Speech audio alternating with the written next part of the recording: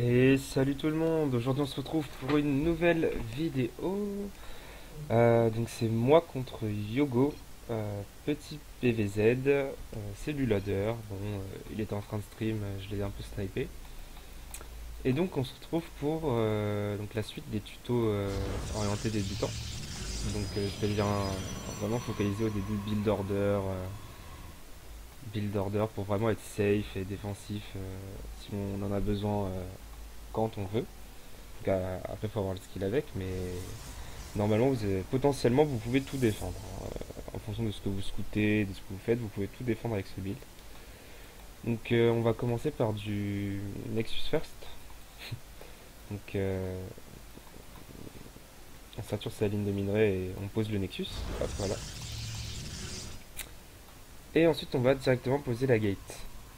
Et alors, en fait, donc vous me direz, ouais, mais Nexus First contre Pool 12, c'est pas terrible.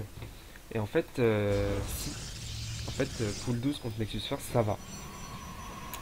Déjà parce que des poules first, des poules 12, il y en a vraiment très peu. Ça peut arriver, mais il n'y en a pas beaucoup. Donc ce qui rend ce build, on va dire c'est 30% du temps, ça peut arriver. 3 sur 10, on va dire. Et en fait, avec les Zerlings, vous verrez qu'en fait, les Zerlings vont arriver au moment où votre gate va plus ou moins se terminer. Et en fait, il y aura quoi? Il y aura 6 Zerlings. 6 Zerlings, et en fait, c'est complètement défendable avec vos probes. Si vous microgérez assez bien, vous pouvez défendre avec les probes, temporiser le zélote. Et en fait, de toute façon, vous aurez tellement de récolteurs par rapport aux aires qui aura cut les récolteurs, plus votre deuxième base qui va pouvoir produire des récolteurs aussi. Donc même si vous perdez, on va dire, les 6, 7, 8 récolteurs, bah, vous n'êtes pas si mort que ça, on va dire. Vous êtes même quasiment à égalité si vous gérez bien, vous pouvez même être devant. C'est pour ça qu'en final, les poules douces, c'est pas ultra viable. On va dire le plus commun, si le mega veut cheese sur one base, c'est gas, pool, et après, je sais pas, des bending, des roach, quelque chose, mais pool 12 sans gaz, c'est pas terrible. Hop, gate juste après on part scout. Sauf si voilà. On part scout, donc on regarde les nombres de bases posées, le nombre de gaz. Ensuite on va prendre ces deux gaz sans cut les récolteurs. Très important. Et on va faire le coup de la fameuse gate quand celle-ci en construction entre 38 et 42. Vous allez poser une seconde gate sans cut les probes, sans... vraiment vous allez voir, vous allez avoir 152 minerais en trop. Ensuite quand la première gate se termine, cybernétique, sans cut les probes, bien évidemment. En début game, c'est très important de ne surtout pas cut les probes.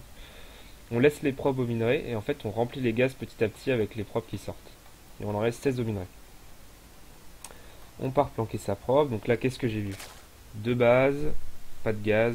Je sais que je suis safe, j'ai pas à me faire d'avation, à me faire souci d'une éventuelle avation. On sature la B2, voilà. Et là, on va commencer la prod d'adepte.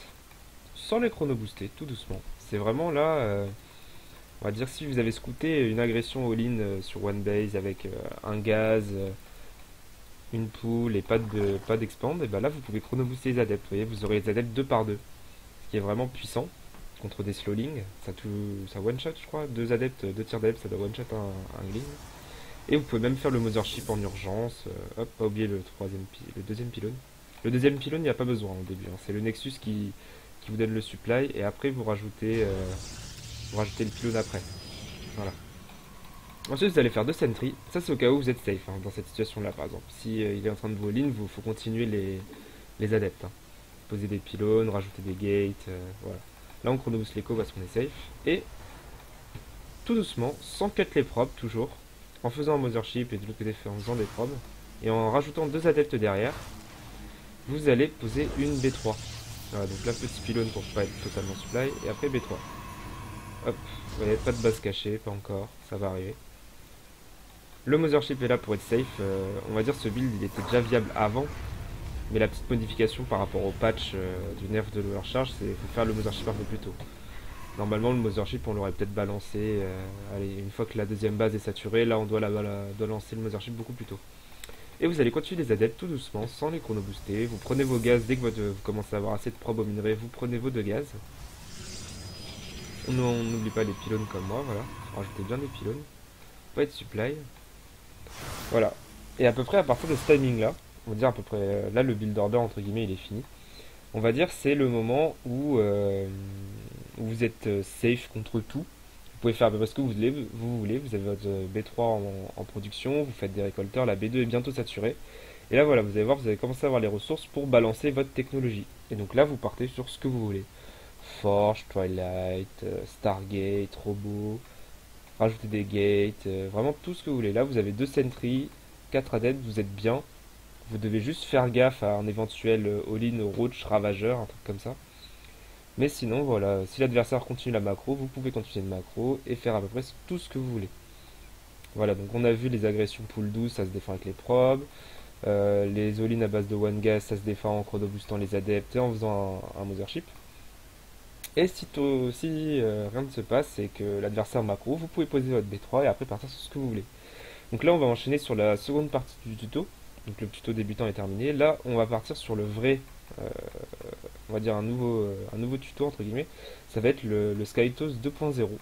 Donc j'avais déjà fait le tuto pour le Skytos, donc il y a des trucs que je vais pas redire. Donc je vous invite à aller le voir le premier tuto. Et là, on va partir sur du Skytos 2.0. Donc là, c'était le premier tuto, je l'ai fait il y a quelques mois, 1 ou 2 mois, je crois. Et donc, entre temps, avec le nerf de la Viper et la méta qui évolue, le Skytos a changé aussi. Donc, je vais vous montrer un peu ça. Globalement, vous n'allez pas être perdu non plus, vous inquiétez pas. Mais voilà, là, on rajoute 2 Stargate, pas 3. Et vous voyez qu'elles sont un peu late par rapport aux premières, vu qu'on n'a pas fait d'oracle en early. Et en fait là, grâce aux petits adeptes, on va aller mettre une pression. On va warper 2 adeptes en plus et vous devez avoir 8 adeptes de sentry. Et là on va mettre une petite agression. En fait, pendant que la B3... alors c'est greedy, hein, c'est greedy entre guillemets, c'est un risque. Dans le sens où s'il a des airlings planqués ici et qui vous foncent dessus, là vous êtes à poil. Donc essayez de rewarper des unités dès que vous pouvez. Pendant ce temps on sature la B3, on lance le plus aérien. On rajoute la troisième Stargate une fois que celles-ci sont à 75% à peu près. Et en fait, avec ces deux-là, on va balancer un oracle. Comme ça, on aura 2 oracles. Et dès que les 2 oracles seront terminés, on les chrono boost, on va balancer du void. Donc ça, c'est le plan. Mais en fait, pendant ce temps, on va faire une petite agression spéciale Imhotep. C'est-à-dire qu'en fait, on va essayer de donner ces adeptes contre des drones en abusant de leur capacité. De la rampe, c'est-à-dire que ce petit push, vous pouvez le faire sur les autres maps, mais c'est vraiment encore plus fort si vous le faites sur les petites rampes comme ça, là où la B2 elle est gratos, ça fait que la B3 est complètement isolée. Et en fait, on va essayer le but, en gros, de l'opération. Ça va être coller un force field, envoyer les ombres ici et là, 4-4. Et pendant ce temps, pendant que les ombres sont en train de s'en aller, vous savez que les adeptes peuvent prendre des dégâts. Et si l'adepte meurt, l'ombre disparaît. Du coup, pour protéger les adeptes, mais pour que les ombres continuent à aller là, en fait, vous allez recall avec le mothership. En fait, vous allez voir, je vais faire un recall. Comme ça va sauver mes sentries. Déjà, parce que ça coûte cher. Et ensuite, car l'adepte va du coup être TP ici. Mais une fois que son ombre sera à 100%, il va encore se TP ici, même s'il est à l'autre bout de la map en fait. Du coup, c'est vraiment pour mettre une grosse pression aux ERG. Donc ça, c'est le plan. C'est le plan. Mais voilà, en fonction de ce qu'il y a, de ce que vous voyez, vous n'êtes pas obligé de l'appliquer à 100%. Et là, par exemple, je vois que je peux fight, je fight. Les dégâts, c'est rentable pour moi. Vous voyez, et là, il est, on va dire, le pauvre Yogo, voilà, hop. Le pauvre Yogo, il a vraiment rien cramé à ce qui est arrivé. Du coup, voilà, hop, le recall. Vous avez vu, mes unités, elles sont ici. Voilà. Mais l'ombre est toujours active. Où est-ce qu'elle est, l'ombre? Non? Qu'est-ce que... les- Mhm. Elle est où? Je l'ai pas activée? Ah si, elles sont là, pardon. Voilà, donc là vous allez voir que les ombres, elles vont quand même se TP, même si elles sont à l'autre bout de la map. Hop. Et ça, des fois, les arcs s'y attendent tellement pas que c'est vraiment fort.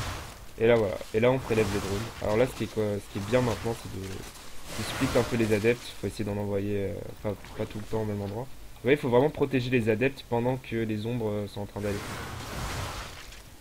Si contre les routes, là, avec tout ça de route, ça sert à rien. Les adeptes contre les routes, là, ça sert vraiment à tuer. Voilà, donc là, vous voyez, il faut vraiment essayer de les protéger, de les envoyer le plus loin possible. Vous voyez comme on en perd beaucoup, on les perd vite. Là, du coup, ça ne fait qu'une seule ombre, qu'un seul adepte qui sauve. C'est pas grave. Base cachée parce qu'on a du culot. On va partir derrière, vous voyez, hop. Les oracles qui sont partis, on va pouvoir mettre du dégât avec. Derrière, du void. Base cachée, vous pouvez prendre la B4 aussi. Hein. On va partir, et d'ailleurs on essaie de dépenser notre pognon, on fait des upgrades, quelque chose. Là en fait je suis très occupé à mettre la pression. Donc vous voyez, bon là à partir de là en fait la game elle est win. Mais là c'est vraiment un cas de figure où le pauvre Yogo, ça a vraiment, on va dire, la stratégie a marché à 200%, on va dire. Là c'est vraiment, vous pouvez voir toute la puissance du build, on va dire. Mais vous attendez pas à faire ça à toutes vos games quand même. Vous pouvez faire beaucoup de dégâts, donc vous mettre bien dans la partie. Mais voilà, c'est pas non plus... Là, ça marche vraiment du tonnerre, on va dire. C'est vraiment le dégât max qu'on peut faire, quoi. Voilà, 35 drones. À partir de là, vous faites ce que vous voulez. Donc moi, je pars sur mon Skytos, parce que c'est pour faire rager Yogo avant tout. Et aussi parce que j'aime bien. Et là, oui, j'ai ma base cachée. Bon, là, vous connaissez la musique, hein, base cachée. Vous pouvez mettre masse photon ici, pas besoin de prendre cette base-là tout de suite. On clean les overlords. Là, voilà, là, le pauvre Yogo, il va essayer de vous... Généralement, oui, les ergs peuvent vous mettre une pression. Une fois qu'ils ont kill vos adeptes, ils vont essayer vraiment de vous bourrer. Avec ce qu'ils ont d'armée, vu qu'ils vont devoir refaire des drones, mais pendant ce temps, avec leur armée qui se touche, ils vont essayer de l'envoyer contre vous. Donc là, les canons, plus les Void Rays sont assez importants. Et donc là, bah, quand vous êtes aussi bien dans la partie, vous avez que deux choses à faire. Vous pouvez skip les tempêtes et partir directement sur du carrière. Pas oublier les upgrades, on va essayer. Et voilà, avec vos premiers Void Rays. Alors là, maintenant, en fait, avec le nerf de la bombe parasitaire, les Void Rays subissent moins de dégâts, en fait, par la bombe parasitaire. Ils ont changé de moins 30, je crois. Du coup, ça fait que les Void Rays sont mieux. C'est pas encore ça, c'est pas encore ce qu'il faut pour DPS des Hydra. Mais c'est mieux, c'est-à-dire que je pense que bientôt dans les mois à venir on va voir des compositions à base de Void Ray et de Zealot. Donc n'hésitez pas à en faire quelques-uns vraiment pour être safe, 6, 7, 8 ça peut être bien, 8 max.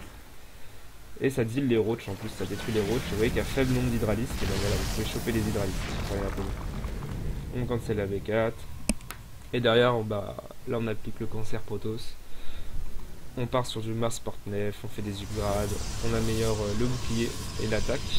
En fait, l'attaque, c'est pour vraiment, au cas où, warper des adeptes, en fait. Si vous êtes mal, là, je le fais pas parce que je suis vraiment bien, grâce aux 35 drones de prélevé.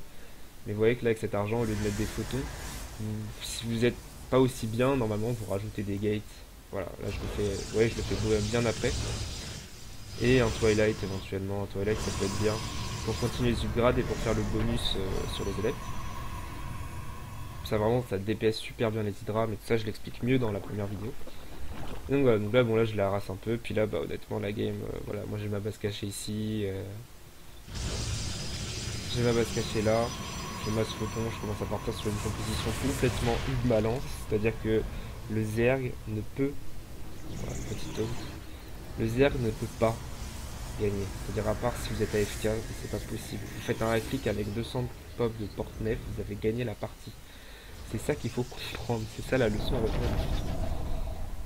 C'est-à-dire que le but c'est de faire l'armée ultime, c'est tout. Alors là c'est certes on est sur un style de jeu assez camping. Vous pouvez essayer de faire un peu de harass avec les Void Ray comme je fais là. Mais là derrière j'ai... Le petit problème c'est qu'il n'y a aucune raison d'attaquer. Alors vous pouvez faire du petit harass plus tôt. Hein. Vous pouvez faire du harass plus tôt. Pour essayer de rythmer un peu le truc, mais en vrai... Même si de là on se dirait oh c'est facile et tout. En fait ça va hein. Honnêtement c'est pas si ennuyant que ça, on n'est pas là juste à spam nos porte-nef. Il y a beaucoup de facteurs à prendre en compte. Essayer de dépenser la thune dès qu'on en a. Et voilà, une fois qu'on a les 200, donc là voilà, bon là on abuse des maps, on prend les bases planquées et tout. Et là voilà, alors là Yogo s'est occupé de faire un petit switch aérien. Petit switch aérien de Yogo. Non, il l'a pas encore fait. Voilà, il est là. Masruta. Et là, en fait, vous allez pouvoir voir la partie 2.0 de la base cachée, c'est-à-dire la deuxième utilité de la base cachée. Non seulement, bon, voilà, là, elle est facile à défendre, on va dire, mais en plus, ça vous fait un point de recall, en fait. On va dire, c'est quoi un point de recall? C'est simplement un endroit où vous pouvez déplacer instantanément toute votre armée sur la map. Voilà, tout simplement. Rien que ça. C'est-à-dire, vous voyez, logiquement, par ici, il peut prendre cette base-là, et après il peut pas s'étendre par ici, il n'y a pas de base. Les bases sont ici, ici et ici. Donc si non seulement, premier avantage de la base cachée, vous pompez son minerai en late game, là tout de suite ça change rien. Si ma base elle était là, ça changerait rien. Mais ça lui vole son minerai pour le fin de partie, quoi. Pendant que vous, votre base, elle sera ici, il pourra pas miner dessus, mais vous serez ultra safe. Donc là, voilà, donc là, il tente le multitask avec les mutas, et vous allez voir que grâce au Mothership, même si cette armée qui est hyper lente, je vais me déplacer plus vite sur la map que les mutas. Grâce à cette base là, donc le second gros avantage de la base cachée, vous pouvez recall grâce au Mothership qui coûte que 50, c'est-à-dire vous en avez 4. Vous pouvez en faire 4 d'affilée, sans recharger. 4. C'est énorme. Vous voyez, attention. Je recall. Oh non, non, non. Bon là il me fait une kill de la pop, logiquement, voilà. Recall. Voilà. Et là on va dire, ok, il m'a tué un Void Ray gratos pour les banques que j'ai, je veux dire je fais des carrières 2 par 2. Voilà. Et en plus ça lui fait du kill aussi à l'eau. Regardez les mutas, ça coûte cher les mutas, ça a pas beaucoup de vie. Ça a rien d'armure donc c'est hyper faible contre les nefs. Hop. Donc voilà. Et en plus ouais, vous pouvez vous pouvez même le harass avec votre base cachée. Donc c'est vraiment balèze. Cet opening en tout cas, enfin c'est l'opening qui m'a permis d'en arriver là. Mais après voilà, si vous voulez pas throw la game ou si vous voulez pas faire le fou et essayer de donner la game gratuitement alors que vous avez largement gagné, ou plutôt faire une bonne macro game solide. Vous pouvez bien vous amuser parce que là c'est vraiment très drôle à jouer. C'est très drôle à jouer. On essaie vraiment de mettre le Zerg à court de solutions. En vraiment lui faisant péter la tête. Voilà, hop. Il essaie de voir race. Recall. Mais en plus, grâce au Mothership, ça rend tout invisible. Donc ça veut dire qu'il peut même pas taper les récolteurs pendant que vous n'êtes pas là, vu que le Mothership les protège. Ah oui, bah voilà, fait un très fun fact intéressant. Un largage de nerfs sur une couveuse suffit à la tuer. Voilà, fun fact à savoir.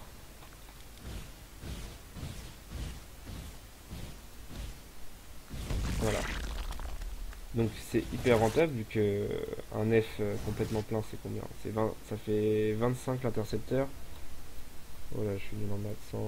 C'est 225, c'est ça? 225 le plein d'intercepteur contre 300 plus 50 une cause.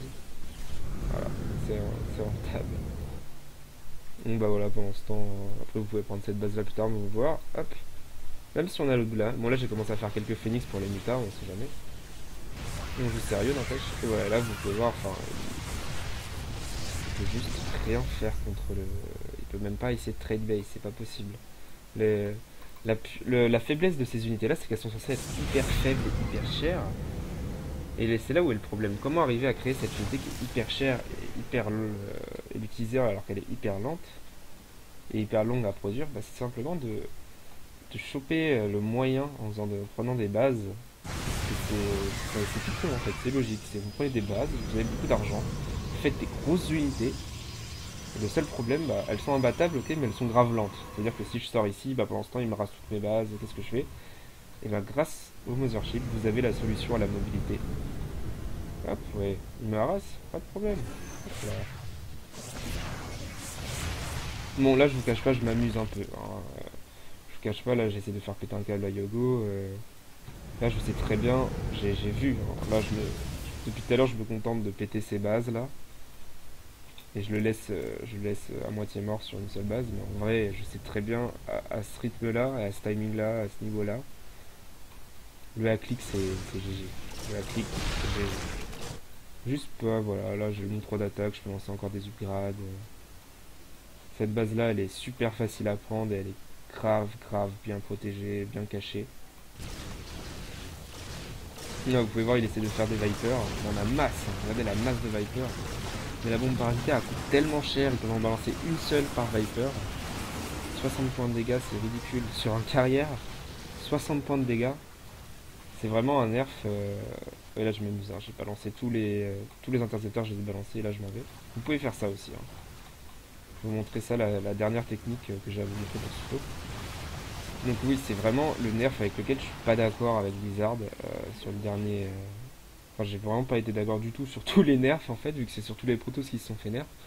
Mais celui-là, en fait, il est juste censé améliorer le muta contre muta. en ZZ. Et Blizzard donc ne se rend pas compte que les carrières sont juste intuables en tant que Zerg en fait. À part avec une tonne de sport et une tonne de Viper, limite les grab les carrières dans les sports, je pense que c'est limite mieux.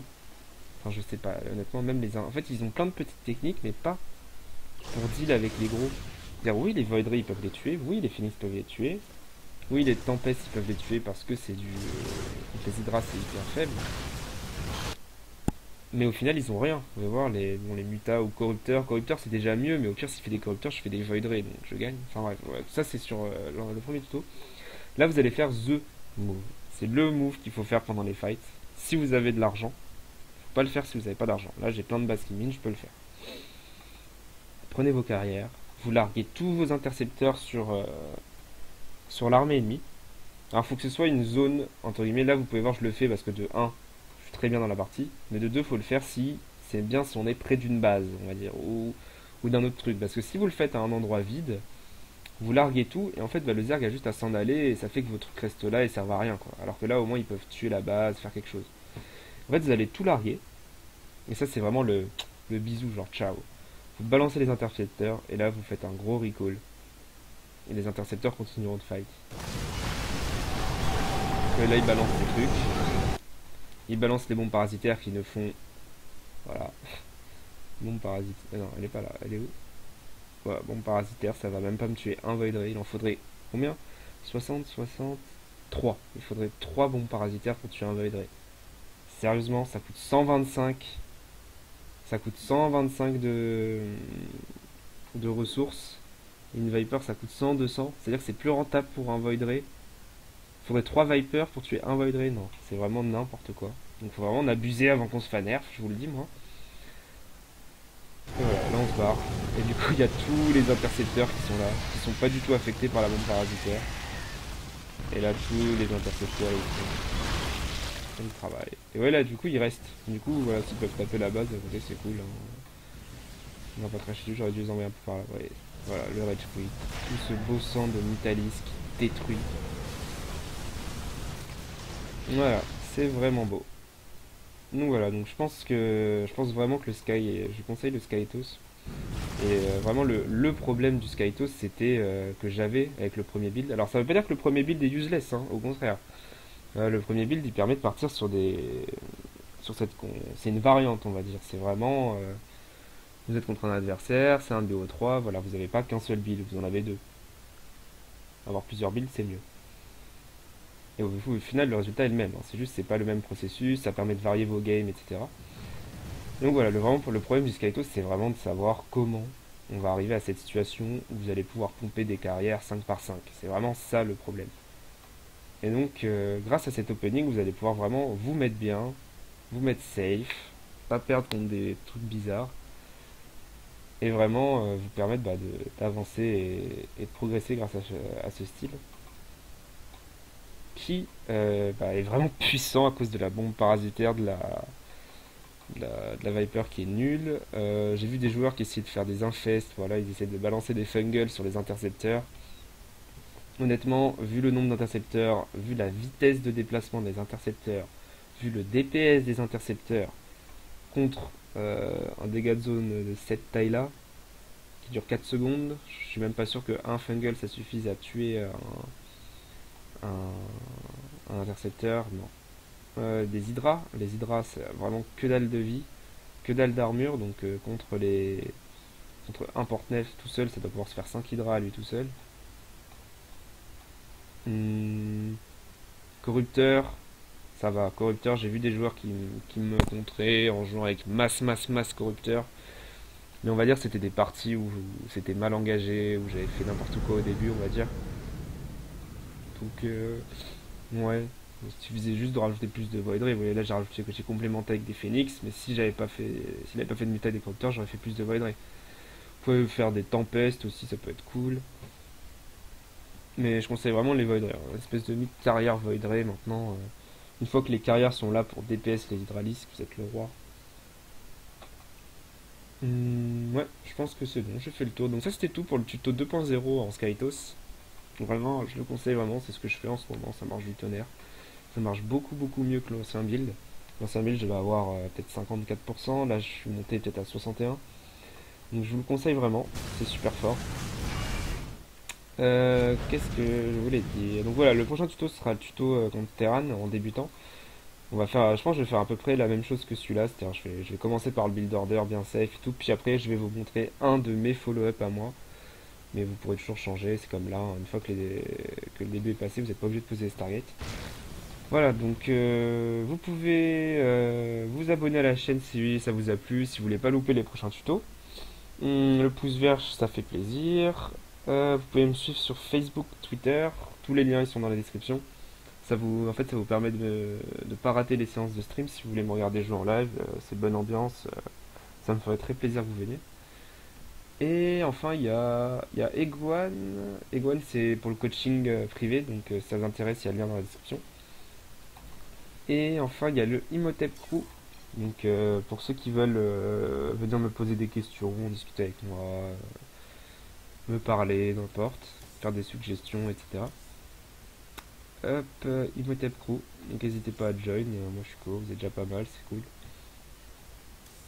Et en plus voilà, je balance des petites actus dès que j'y pense. Peut-être pensez bientôt à peut-être faire j'avais peut-être pour projet de faire un tournoi. Un tournoi, je sais pas, Platine Max, Diams Max, pour tous les gens.